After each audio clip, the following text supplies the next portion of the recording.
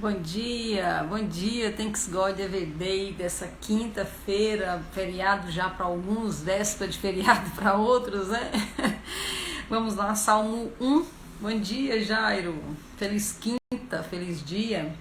Salmo 1, abençoado é o homem e a mulher também, né?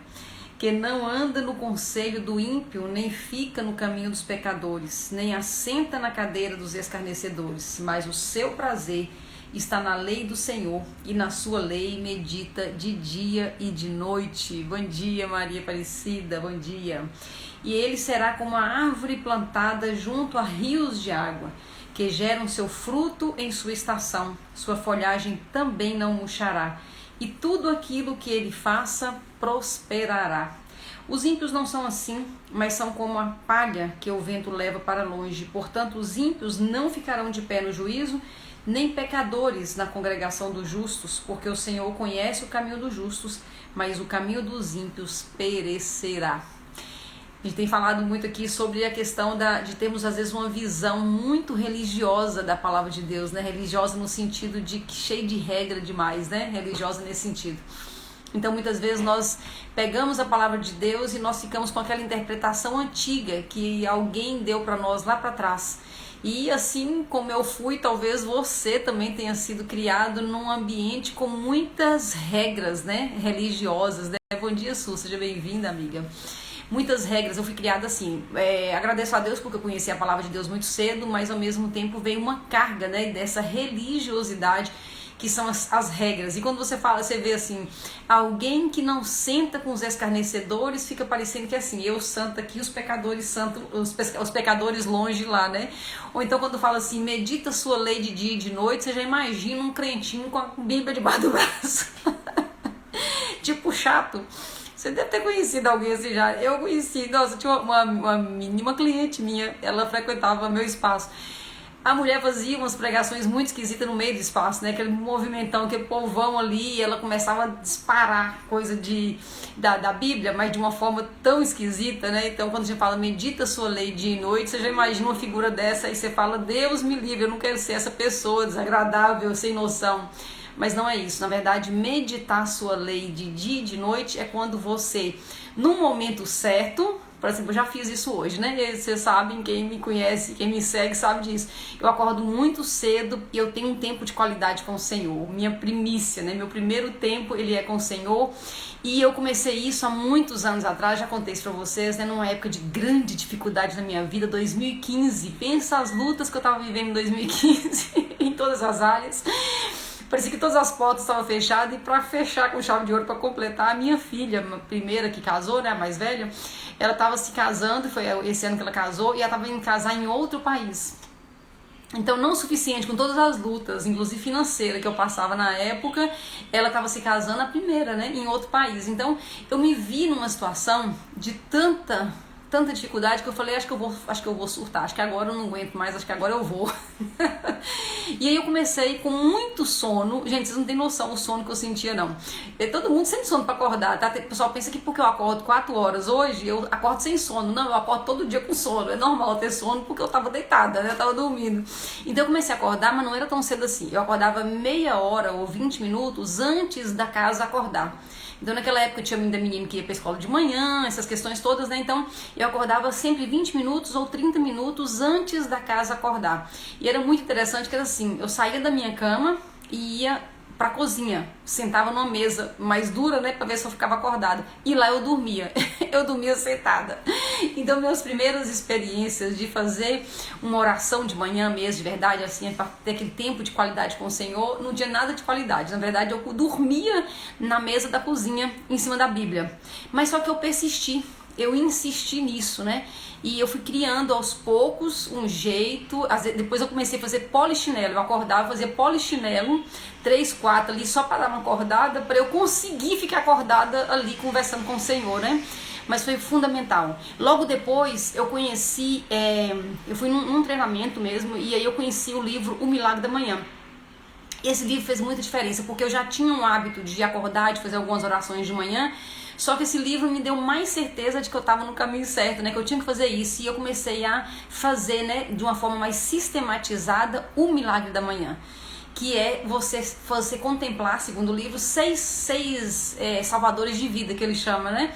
E a oração tá nisso, a meditação tá nisso, a visualização tá nisso, enfim, tá tudo nisso aí. E aí começou a me ajustar. Então quando a gente vai de manhã e nós alimentamos da palavra de Deus logo cedo, então quando você tem aquele tempo de qualidade com Deus logo cedo, gente, sejam bem-vindos, quem tá chegando aí, sejam muito bem-vindos, Thanks God Everyday, falando das coisas do alto, né?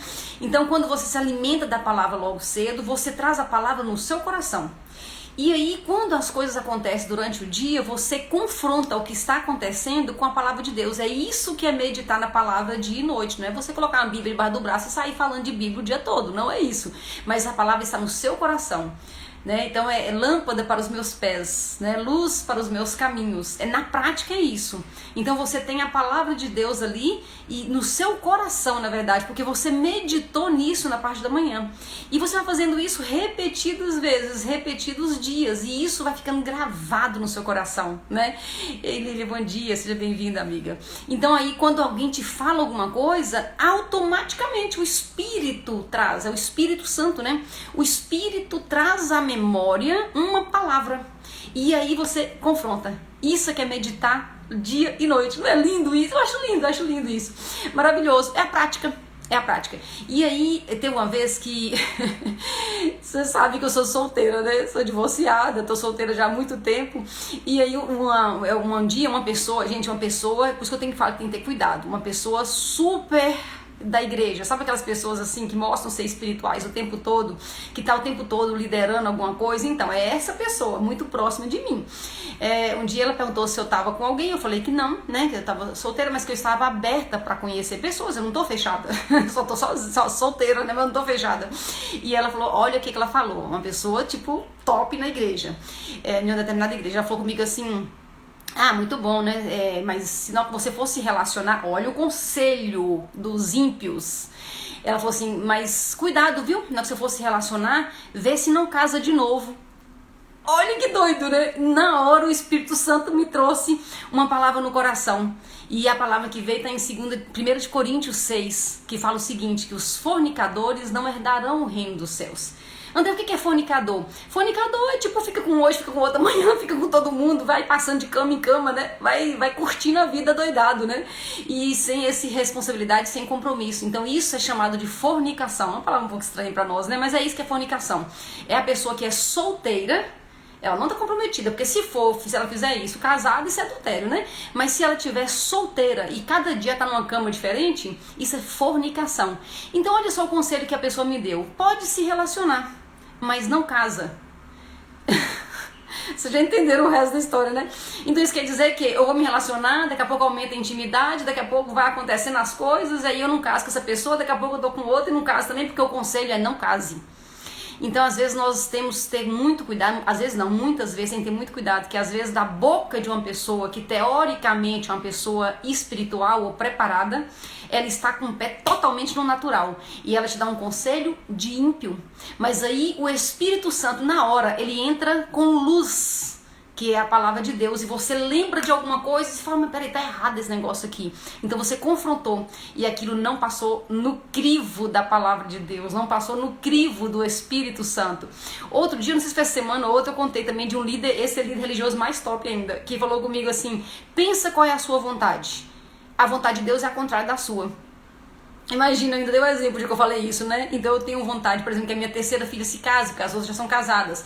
Qual a vontade de Deus? O contrário da minha. Deus me livre. Então eu não quero a vontade de Deus, né? Mas confronta isso com a palavra de Deus.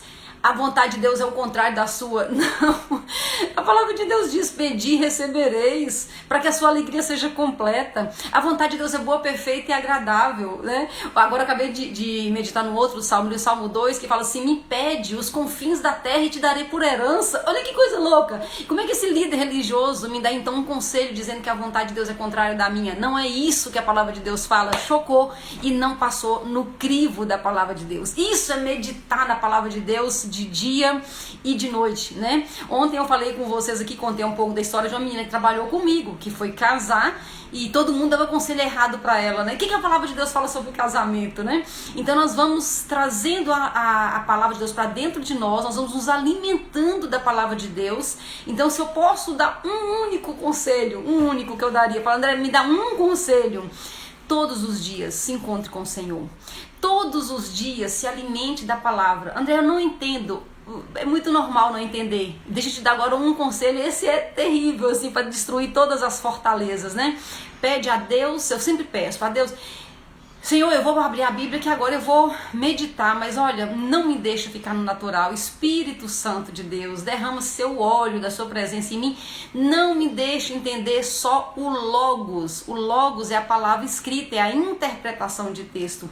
Mas, Senhor, eu não abro mão, eu quero o rema, eu não quero só o Logos, eu quero o rema. Rema é revelação. E a revelação, deixa eu te contar um segredo que é maravilhoso. Seja bem-vindo aí, Marta. A revelação não vem pela sua inteligência. Nossa, eu sou uma pessoa muito inteligente, né? Eu sou uma pessoa muito inteligente, eu entendo tudo que está na Bíblia. Não, isso é interpretação de texto. Eu sou boa em interpretação de texto, é bom entender o Logos, mas o que muda a nossa vida é o rema, é a revelação da palavra de Deus. Então não importa, você não precisa pegar a Bíblia inteira e ler de uma vez, mas todos os dias se alimente. Todo dia a gente não come, todo dia a gente não precisa de comida para manter o corpo físico, então nós precisamos de comida espiritual, mas essa comida espiritual te leva a duas coisas, porque nós temos o nosso corpo, a nossa alma, que você pode chamar de outra coisa, e temos o nosso espírito. O espírito, ele está pronto e ele se alimenta dessa palavra de Deus, né? Mas tem uma outra parte tão importante quanto que a nossa alma. A nossa alma precisa evoluir, precisa avançar. Avançar para onde, André? Evoluir para quê? Para chegar à estatura do homem perfeito, que é Cristo, né? Então nós estamos aqui, na verdade, o objetivo final nosso aqui é pegar a nossa alma e levar a nossa alma à estatura do homem perfeito, que é Cristo, né? E para André, mas o que é alma? É tão confuso para mim, eu não entendo o que é alma, eu acho que alma é a mesma coisa de espírito. Não, não é a mesma coisa. A palavra de Deus fala que nós temos 3 partes, ou 3 corpos, né? Ou nosso corpo é dividido em 3 lados, né? Como você preferir. Nós temos o nosso corpo físico, nós temos o nosso corpo almático, que alguns chamam de nome diferente, e nós temos o nosso corpo espiritual. E nós precisamos cuidar dos 3. O espírito está pronto e a carne nunca se converte, a carne nunca se resolve. Na verdade, a carne, ela vai ser a carne sempre, né? Mas então, o que eu posso fazer? Eu posso colocar no comando da minha vida a minha alma que está evoluindo. Então, a alma é que ela evolui. André, e o que é alma? Me explica para me entender melhor. Para a gente entender melhor o que é alma, nós podemos pensar nas 3 características, os 3 pontos da alma, né? A alma são os nossos pensamentos e as nossas emoções. Nossos pensamentos e as nossas emoções, né? Então, cada vez que eu tenho, por exemplo, vontade de fazer alguma coisa que está desalinhado com o que eu acredito, com o que eu busco, desalinhado com alguma coisa maior, e eu coloco essa vontade no meu controle, eu estou avançando. Isso é glória em glória. Eu estou avançando a estatura do homem perfeito. Então, o tempo todo, a nossa vontade, ela tem que ser dominada, né? Ela tem que ser... nós precisamos cuidar dessa vontade. Por exemplo, de tempo em tempo, é bom fazer um jejum, porque você controla a sua vontade. De tempo em tempo, é necessário, por exemplo, ficar sem alguma coisa. Tipo, experimenta ficar 0 alguma coisa. Não, André, mas você gosta desse negócio de 0, radicalismo? Não, não é porque a gente gosta, é porque a gente coloca a nossa alma para se desenvolver. Então, quando eu falo, eu tô 0 álcool, eu tô 0 açúcar, eu tô 0 trigo, essas questões mexem muito conosco, está na nossa vontade. Aí eu vejo um doce, que vontade de comer um doce, que vontade de comer um chocolate. Não, mas eu tô 0 alguma coisa. E aí eu estou, então, domesticando, né? Eu estou evoluindo na minha vontade. O meu pensamento. O pensamento, às vezes ele está pensando certo, às vezes está pensando errado, né? Mas quando eu estou nesse processo de evolução e quando eu confronto os meus pensamentos com o que a palavra de Deus diz e aquilo que Deus quer para mim, eu vou avançando no meu pensamento, eu vou evoluindo no meu pensamento. E chega um ponto que você olha para trás e fala, eu pensei isso? Eu era desse jeito? Né? Quando você chega nesse ponto, é porque você está avançando rumo à estatura do homem perfeito. Né? Paulo também fala uma passagem que eu gosto muito, que é: não que eu tenha alcançado, mas deixando para trás as coisas que para trás ficam, eu prossigo para o alvo. E o alvo é chegar à estatura do homem perfeito, que é Cristo. Né? Então nós vamos avançando assim, trabalhando a nossa alma, já que o corpo não tem jeito. E o espírito está pronto, nos resta então cuidar da nossa alma. E por final, falar da alma, tem que falar das emoções, né? Ou dos nossos sentimentos, né? Qual é a diferença? A diferença é muito pequena, você pode chamar de emoção, pode chamar de sentimento, mas sentimento é o que eu sinto. Então bateu em mim, às vezes eu senti ódio, ou às vezes eu senti amor, ou às vezes eu senti repulsa, eu senti nojo, eu senti, sei lá, raiva, né? Então o sentimento, você não controla o sentimento, né? Então vem aquela energia pra cima de você e você sente. Isso é sentimento.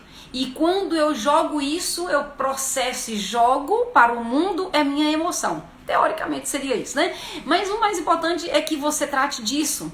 Então não é que eu não vou sentir, quando se uma pessoa me tratar mal, eu vou continuar sentindo as coisas que eu posso sentir raiva, eu posso sentir até ódio, né? Mas quando eu aprendo a processar isso, porque também eu posso sentir desejo, eu posso sentir dentro da sexualidade, por exemplo, acontece, por exemplo, uma pessoa pode ser certa do tanto que for, ela pode sentir desejo por um homem casado, sim, isso acontece, é um sentimento.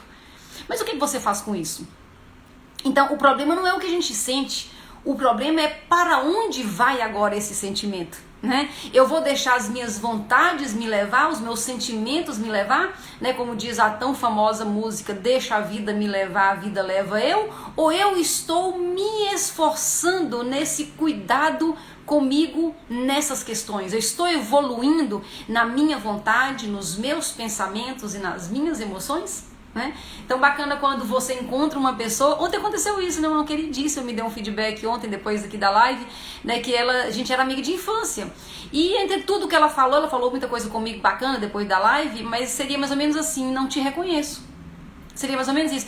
E olha só que bacana. Então nós somos amigas na adolescência, fizemos o ensino médio juntos ali, tudo fundamental. E hoje ela olha pra mim e diz, como se ela dissesse, né? Não usou essas palavras: eu não te reconheço.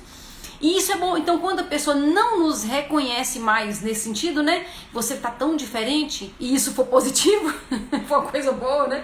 Isso quer dizer que você avançou, você tá ali de glória em glória. Não que eu tenha chegado, mas deixando para trás as coisas que para trás ficam, eu prossigo para o alvo. Esse amadurecimento é o alvo. O alvo é se parecer cada vez mais com Cristo, que é o nosso modelo, né? E esse modelo eu encontro por inspiração nas minhas conversas com o Espírito Santo, nas minhas caminhadas com Jesus, mas eu encontro ainda mais fácil ainda nas minhas meditações na Palavra de Deus. Desde que essa meditação, ela seja sempre. Porque se eu faço uma meditação hoje, se eu converso com Jesus hoje, ano que vem eu volto, vai demorar meio que umas 3 vidas pra gente evoluir, né? Mas todos os dias eu tô um pouquinho, Outra coisa que é muito bacana, que eu sempre faço também, é pegar um versículo. Por que eu sei falar alguns versículos de cor? Não é porque eu sou inteligente nem tenho facilidade, é porque eu pego alguns versículos que fazem muito sentido, que tocam meu coração, aí eu anoto e deixo bem na minha mesa de trabalho em frente, né? E eu fico declarando aquele versículo, porque fez sentido pra mim durante meu momento com o Senhor. E aí eu fico repetindo aquilo, aí de repente fica automático. Aí quando alguém fala alguma coisa que tá totalmente desalinhado, como eu contei no início aqui, me dá um conselho totalmente desalinhado, interessante, nem pedi um conselho, né? Mas a pessoa deu as 2 vezes, a pessoa me deu o conselho, né? As 2 pessoas diferentes. E aí tá desalinhado, a palavra de Deus, ela pula na minha mente automaticamente, é como se estiver só esperando, pum, aparece de uma vez. Mas por que aparece de uma vez? É porque o Espírito traz a lembrança. O Espírito Santo traz a lembrança, alguma coisa que você já tem dentro de você. A palavra de Deus diz que o Espírito é do trabalho dele é esse, é trazer a memória. Traz a memória, mas só traz a memória alguma coisa que já está lá dentro. Não tem como trazer a memória uma coisa que não está na minha mente, né? Então eu coloco todos os dias quando eu medito a palavra de manhã. E eu fico nisso durante o dia, por quê? Porque isso vai me enchendo cada vez mais. E assim o Espírito Santo, junto com o meu espírito, vai levando a minha alma, pensamentos, sentimentos e vontades para a evolução rumo à estatura do homem perfeito. Esse é o homem que dá fruto na época certa. O fruto não murcha jamais, né? O fruto, as folhas não murcham jamais. Tudo que empreende prospera. Amanhã é sexta-feira, é feriado, mas nós estaremos aqui, Thanks God Every Day, terminando, fechando então algumas conclusões do Salmo 1. Obrigada pela sua companhia, obrigada por estar sempre comigo. Deus abençoe sua vida e até amanhã, se Deus quiser.